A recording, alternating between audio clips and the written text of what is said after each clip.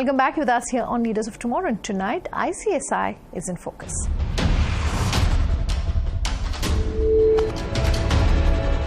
Decoding the scope of company secretaries for entrepreneurs, I spoke with Ranjit Pandey, President of ICSI, to understand what he feels small businesses should do when it comes to maintaining transparent books of accounts, as well as navigating some of the changes that have an impact on small businesses, including GST. Take a listen. Ranjit, good having you here on the show. Let's break down ICSI for our viewers and really talk about the work that you do and what really you as an organization are responsible for. First of all, let me tell you about the ICSI. ICSI is a statutory body constituted under the Act of Parliament, Company Secretaries Act 1980. We have 74 chapters all across the region, all across India, 4 regional offices, and more than 100 tie-ups with the school and colleges for the study center under the study center scheme.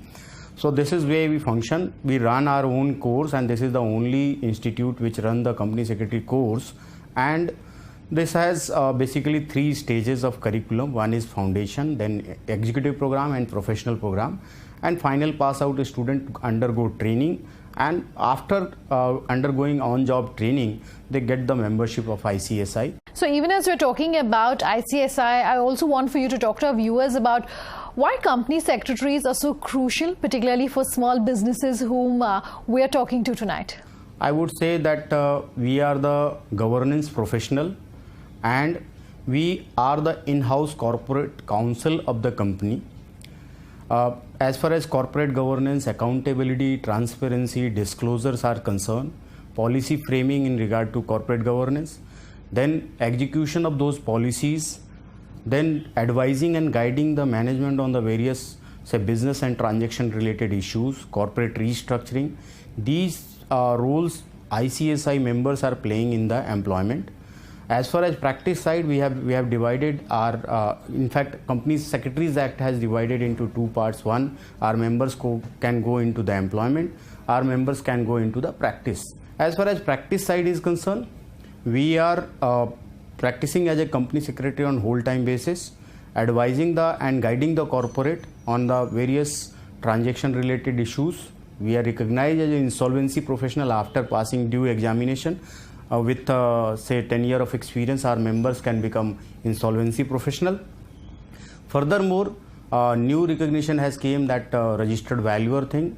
3-year experience company secretary can become, after again passing of the examination, they can become registered valuer also.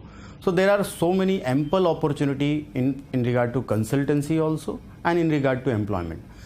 Third thing I would say that our members are also in the other gainful employment, like they are serving the public sector undertakings, they are into government also. So multifaceted responsibilities and role and significance is there for the company. We're talking very often about the availability of talent and whether the talent that's coming into our workplaces today have the skill sets which are required of them for the jobs that they're entering. Is it any different in your industry at ICSI?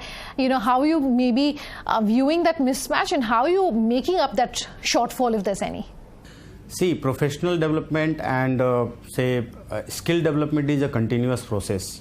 For the future company secretary, the students who are going to become the future members, we have always updated curriculum. We have the 5-year timeline that every 5 years we revise our curriculum. So 2017 we have changed the syllabus after all the legislative changes, say for example Company Secretaries Act, GST, IBC, all these new development has taken place in a couple of years back. So all those changes has already been incorporated in the new curriculum which ICSI has launched in year 2017. And we have also come out with the vision document, ICSI Vision 2022. We have launched it in 2017 and going to implement it completely by 2022.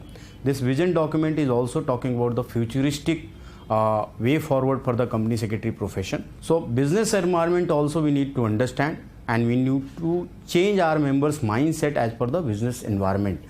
So we keep updating our members through this certification courses, PMQ courses, and also continuous professional development programs. So we organize workshops, seminars, even webinars and web lectures are there, which keep our members updated. And we have mandatory credit hour program also, wherein certain hours members are required to complete during a year. Practicing members have different parameters, members in employment has different parameters, but they required to undergo certain CPRs, which is mandatory for every member. A company secretary is integral when it comes to providing business solutions for any business. Perhaps you can help our viewers understand what areas of business, according to you, our company really needs the most support, the most help in.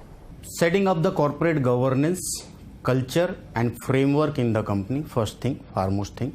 Second is, of course, execution of those policies at the grassroots level. Whenever business needs reorganization or restructuring, again company secretary plays a very crucial role. Third is, of course, corporate restructuring. Speaking of where businesses need the most help, I want to talk about really financing and funding. And a lot of small businesses today say they're either finding it very difficult to raise funds or are not able to continue because of the lack of funds. And that's something, in fact, we're seeing even some of the larger businesses really facing. Your advice then about how you sort of you plan for the future, how you envision how much you're going to need for the future, and you're able to then plan for the fundraising that you will need. I will divide this question into two parts. One is availability of the finance, and second, utility of it. First is whether finances are available. I think SMEs require professional guidance and not very costly guidances, because hiring a big law firm or maybe big four consultancy firm would be very difficult. So they can go for the individual practitioners who have very good acumen and knowledge in regard to SME functioning, how to raise finances. So that particular mix of financing must be given to them. So company secretary, being a professional, having the very good knowledge of the instrument through which the corporate can raise the fund, that will definitely going to help the SMEs. In fact, we have launched in the new curriculum, we have given one paper, and that paper is module named is Corporate Funding and Listing. That means we are now teaching our students that how to raise finances for the small businesses, medium enterprises, and even for the bigger businesses like listing. So raising money through the public and stock exchanges. So this is one part. Second part is managing those funds. You got the fund, but where is the utility? How we should be able to utilize this fund for the purpose of growth of the business, rather than spending it on the, say, expansion, or maybe on a different track altogether, which was not initially thought of for the purpose of this particular business. So understanding the business need, understanding the need of utilization of the fund, and proper utilization and end usage of that fund is required to be analyzed, and that guidance can be provided by the say professional like company secretaries, so that SMEs can grow.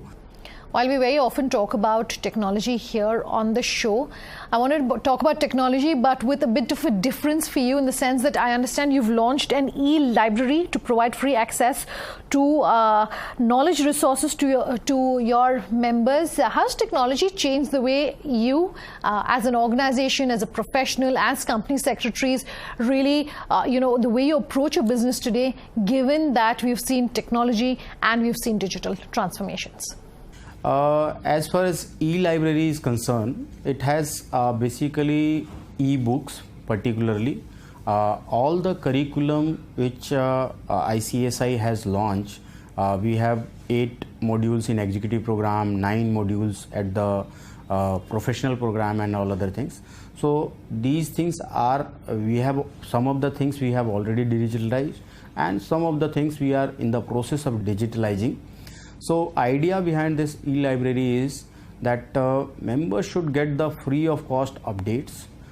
We have tie up with some agencies also which provide this e-library facility. So this e-library facility we are providing for the purpose of updates, because why it is required, I would say the need is that everyday law is changing, updates are coming on a very frequent basis, and updating the physical books on a regular interval is very, very difficult. So now with the usage of technology, e-library will be helpful. Members can search the latest cases decided by the NCLT, High Court, Supreme Court, and updates from RBI, updates from SEBI, updates from everywhere, all the regulator they are getting on the click of button.